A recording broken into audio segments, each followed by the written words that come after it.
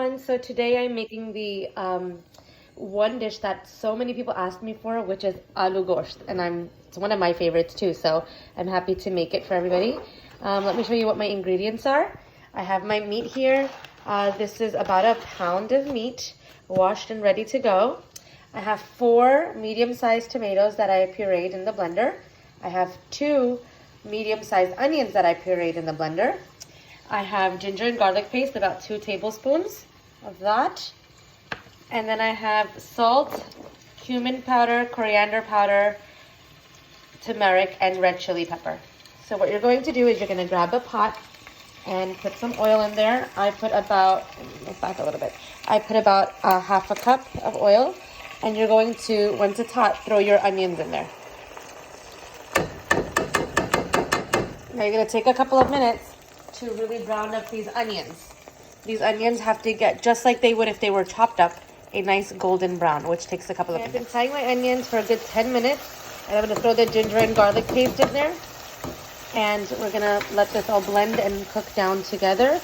Again, we want this paste to brown up, which takes a little bit of time.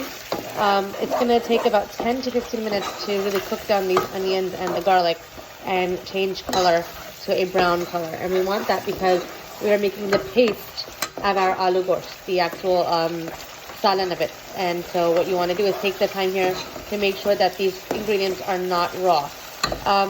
Again, the onions and ginger garlic paste will take about a good 10 to 15 minutes to get golden brown. And here we are. The onions and the ginger and garlic paste have fried up. They're a nice golden color. Okay, this is exactly what you want. You're going to then add your tomatoes. I had pureed 4 medium tomatoes. Put that in there. Okay. Mix that around. This is becoming the curry of your aloo gosht.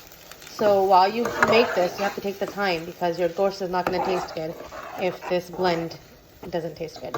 We'll give it a minute here to let these two kind of marry together, and we will then add the spices and the meat. I'm going to put a lid on it and give it about 5 minutes. Okay, we're at about 5 minutes. And it's all blended together in a beautiful smooth paste. Okay, here we're going to add our spices. Okay, once that's in there, mix that all up in there. What you need to do is taste for, let it cook a little bit, maybe a couple of minutes, 2-3 minutes. Then taste for your seasoning and your salt here. This is where you're able to add salt and any like spices that you want to add because you're making the base for the salan. So just make sure that it's where you want it. But here we are with a really nice smooth paste. I'm going to taste some of mine just to make sure. Okay, it's perfect. It's good. I'm not going to add salt or anything. It's really good. It's sizzling hot. We're going to add our meat. I'm going to try to do this with my one camera. My one hand and my one camera. Okay. Okay, just added the meat. Okay. It's all in there, covered with the gravy. Okay. And now we have to let this cook. I'm going to add a little bit of water, about a cup of water, and cover it with a lid. And let that just cook down. This is about, an hour. I'm going to put a little bit of meat tenderizer in it, but not now. I'm going to give this about 10 minutes to really fry up on a high flame. I'll show you what it looks like. Okay, folks, 10 minutes, high flame with the cover on. Now let's take that off. And it's so hot that I can't show you. You'll see that the onions, the tomatoes, everything has blended really well together. The meat's in there and it's just cooking away. Now at 1 o'clock is when I threw in the pureed onions. So the onion and tomato puree took alone a half an hour.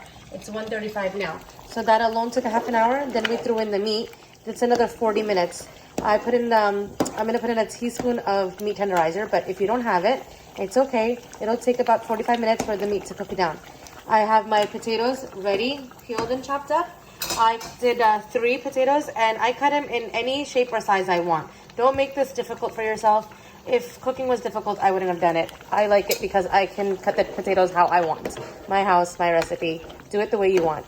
So here we are. We're gonna just cover this and let this all cook down for maybe 35-40 minutes, and then check on it again.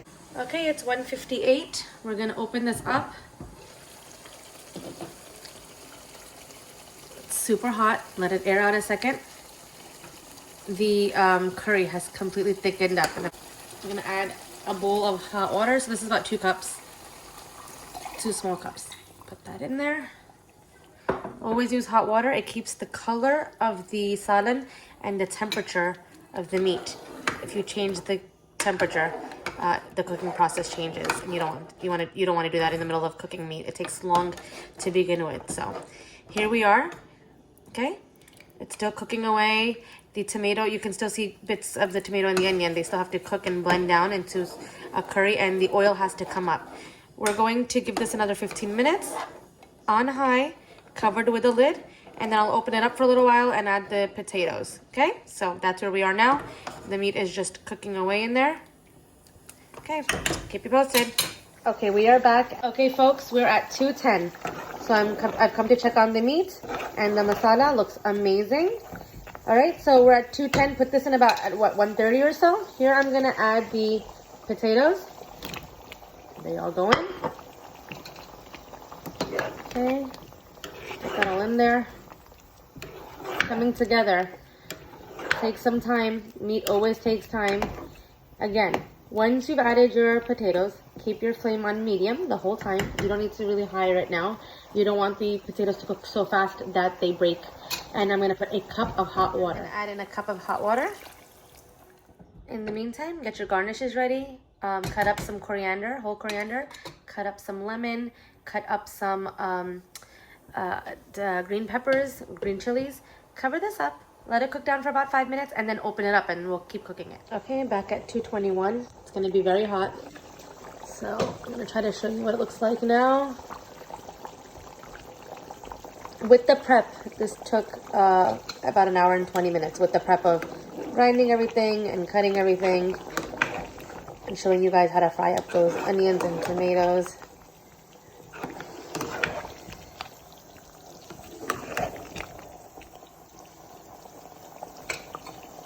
Okay, clear that out. Okay, it looks really yummy.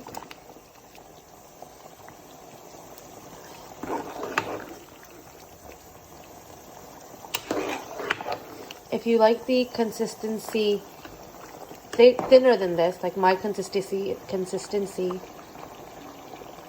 is in the middle somewhere. You can still, when you eat it, probably, you'll like taste the gravy of it. It won't be like watery. But if you like it watery, keep cooking it. Add a little bit of water at a time. You don't want it to be too watery. Okay, and as you can see, the aloo gosht looks amazing.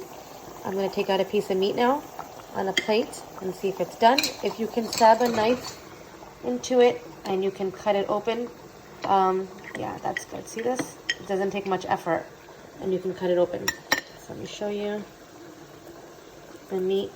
You can break it with your hands. It's so hot, but you can break it with your hands. And I'm going to try some right now. It's wonderfully seasoned. Okay, so that's that. Now, what I'm going to do is, I'm not done yet because it's been about an hour since I've been cooking the meat. I want to give it a couple of more minutes because the potatoes were just added a little while ago. Although they're pretty much done, I don't want to take the chance of having any potato that's not cooked all the way through. Okay. Mix that up. I wish I could show you guys closely.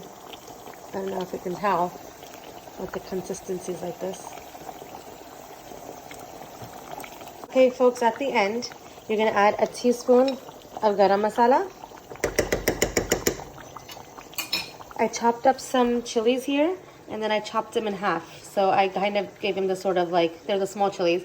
So I took a whole and just cut it in half. I'm going to throw that in there. And you're going to throw your coriander, whole coriander in there.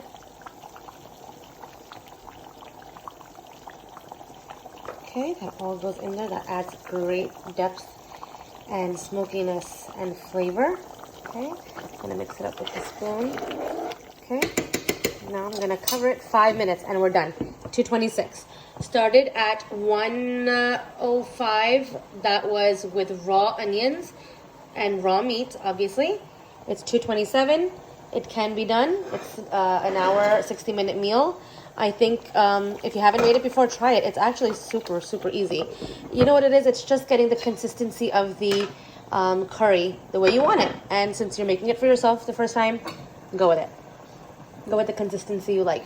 I'm going to gather up all my dishes, and we'll see how this looks in 5 minutes. Let's